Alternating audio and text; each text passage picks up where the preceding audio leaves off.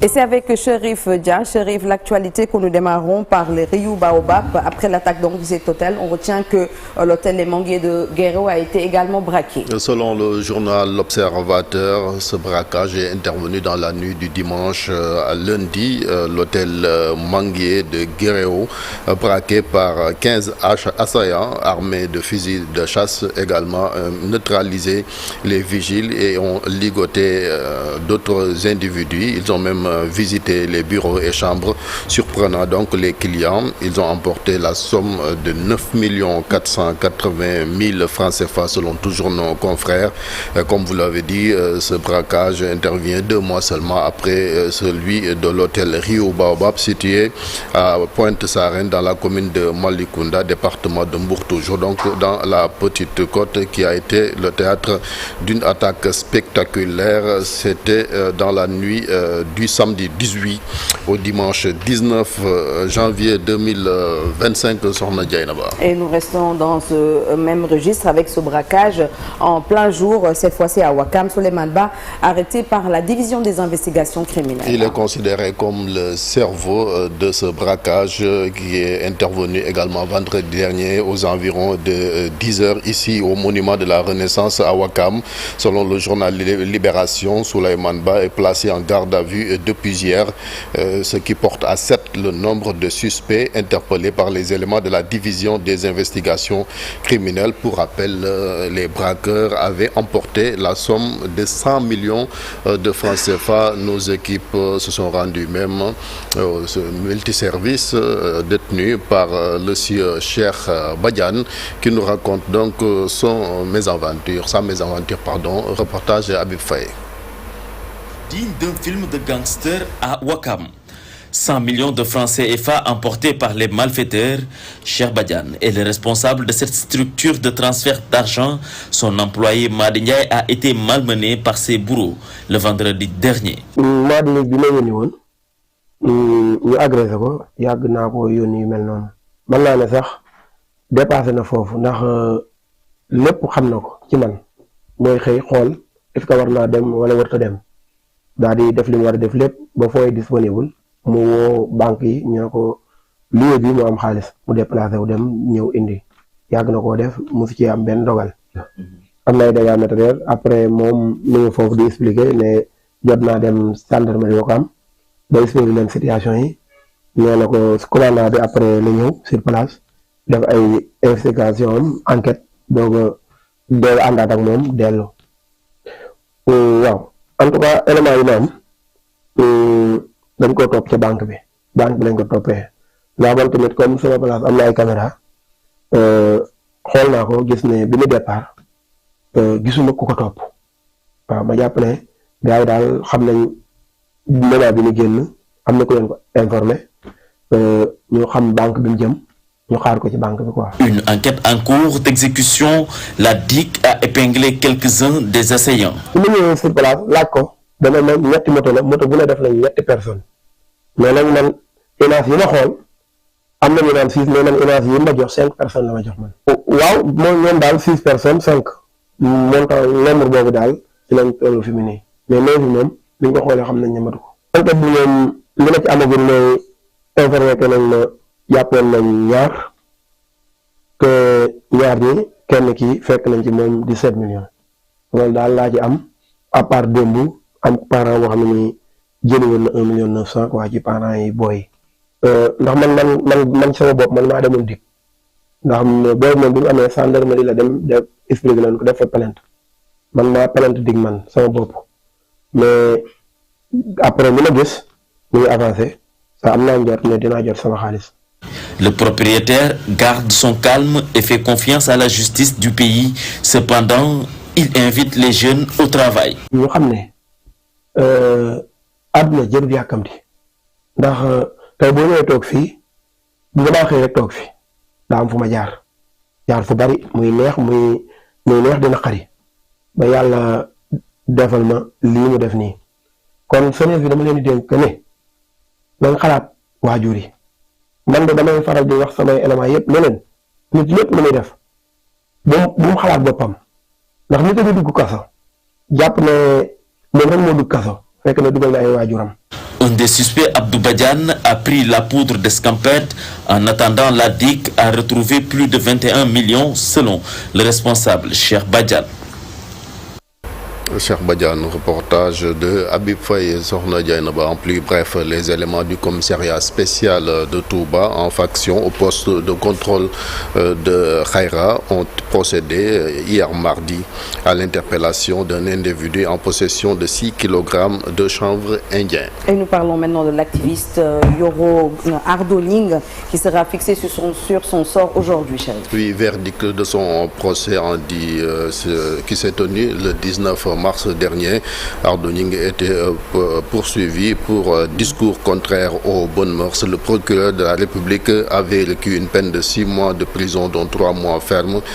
Donc verdict attendu aujourd'hui. Et puis pour Lat Diop, ancien ministre et ancien directeur général de la LONASE, également la chambre d'accusation du pôle judiciaire financier qui va examiner également sa demande de mise en liberté provisoire. Nous parlons de l'immatriculation des 2 roues. Le ministre Yankoba Diémé annonce une prorogation exceptionnelle de 2 mois.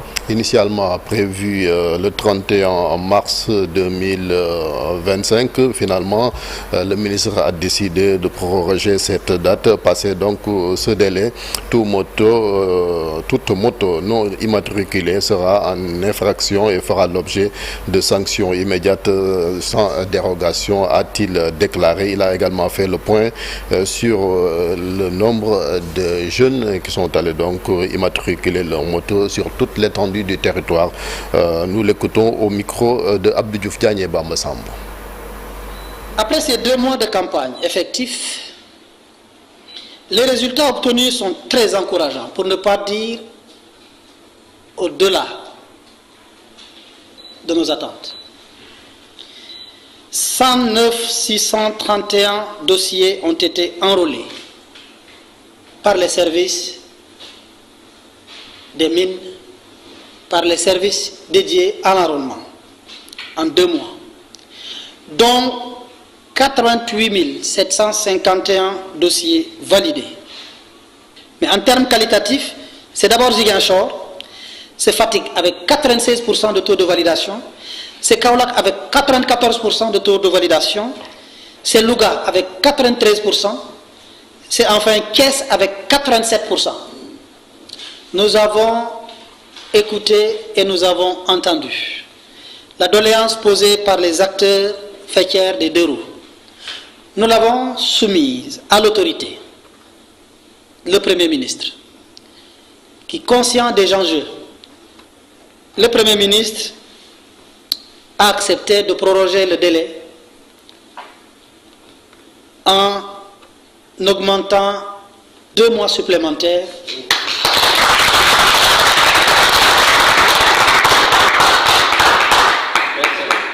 soit au 25 mai 2025 pour continuer dans la même dynamique.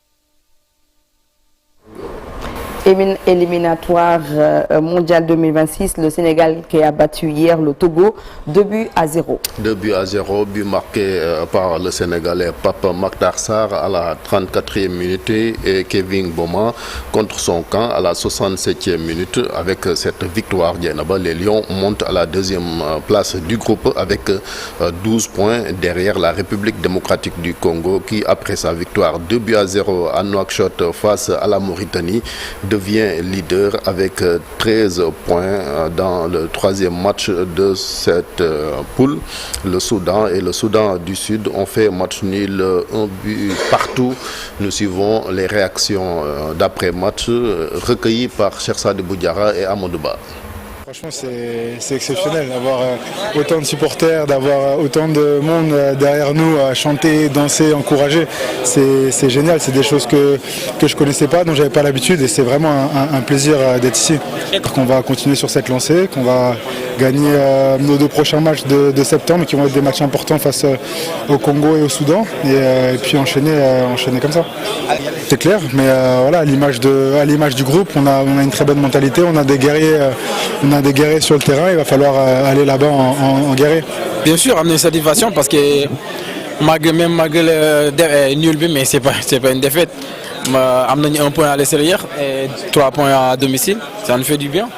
C'est classement B. Là, on est deuxième. Donc voilà, rien n'est encore joué. On le sait. Et là, on va juste se concentrer sur les 4 prochains matchs à venir et essayer de les gagner. Victoire importante, même si on aurait voulu qu'il y ait un peu plus de manière, un peu plus de buts. Mais le plus important, c'était prendre les 3 points. Je pense qu'il y avait beaucoup de pression autour de ce match.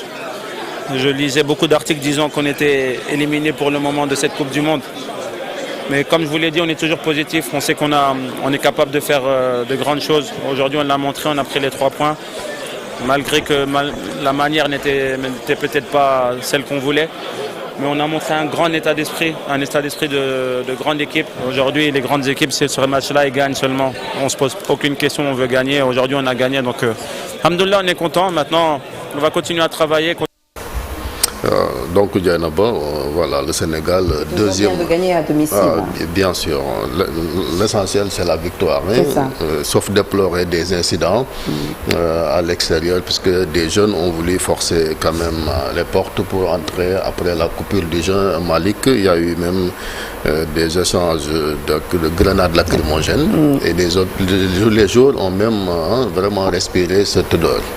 Oui, c'est un incident malheureux. Je ne sais pas ce qui s'est réellement passé, mais il semblerait que des supporters ont forcé les portes pour assister de force au match. Et les forces de défense et de sécurité ont réagi par des jets de grenades lacrymogènes, ce qui a considérablement gêné les joueurs à un certain moment, parce que Lamine Camara a été très affecté par ces jets de grenades lacrymogènes. Il était obligé à un certain moment de sortir, de se faire soigner. J'ai vu Niakhaté également. Il y en a beaucoup d'autres qui avaient des larmoiements aux yeux, ça picotait, c'était très dangereux. Et quand des joueurs font des efforts physiques et respirent ces gaz lacrymogènes, ça peut quand même être nuisible à leur état de santé. Il faut faire très attention, surtout aux forces de défense et de sécurité, dans l'utilisation des grenades lacrymogènes dans l'enceinte du stade ou bien aux abords immédiats du stade, parce que ça peut être extrêmement dangereux, aussi bien pour les spectateurs que pour les joueurs. Oui. Dieynaba, on parle de cette lourde défaite de la Libye, coachée par Aliou Cissé face au Cameroun, 3-1. C'était hier, toujours en marge de ces éliminatoires de la Coupe du Monde 2026. Tout comme cette humiliation du Brésil, l'Argentine qui a dominé les Brésiliens avec le score de 4-1. Désormais, le Brésil est 4e des qualifications pour la Coupe du Monde 2026 et relégué à 10 points. Donc c'était hier soir, alors que Rafinha, le Barcelonais, avait promis de défoncer les Argentins, ce qui n'a pas été le cas, c'est le contraire. J'explique qu'Aliou Cissé n'était pas sur le banc. Il est toujours il était sur les gradins en compagnie de son adjoint. J'ai l'impression qu'il n'a pas encore pris en main les rênes de l'équipe. Qu'est-ce qui se passe? Bon, je ne sais pas trop. Il semblerait qu'il ait une suspension, mais je ne suis pas trop sûr de cela. Mais en tout état de cause, pour ces 2 matchs, Aliou était sur les gradins. Il n'a pas encore carrément pris possession de cette équipe-là. De cette équipe de la Libye. Sa marque. On verra bien. Comme dit les Wolofs, de toute façon, le match, on va débriefer tout à l'heure. Dans Djangat, nous allons recevoir notre confrère Harouna Dem, qui est journaliste sportif, pour parler des Lions, du football bilan d'étape sur le chemin du mondial. On aura l'occasion de débriefer tout cela. Également au menu, comme annoncé, un jour au Sénégal, un jour dans le monde, beaucoup d'événements, un certain 26 mars, mais nous allons nous arrêter aujourd'hui, le 26 mars 1984, avec le décès de Ahmed Sékou Touré aux États-Unis, président de la République de la Guinée de 1958 à 1984, le premier président de la Guinée indépendante. Nous allons parler de ces rapports très heurtés avec les Peuls de la Guinée. Qu'est-ce qui est à l'origine de ces relations tendues? On va en parler tout à l'heure.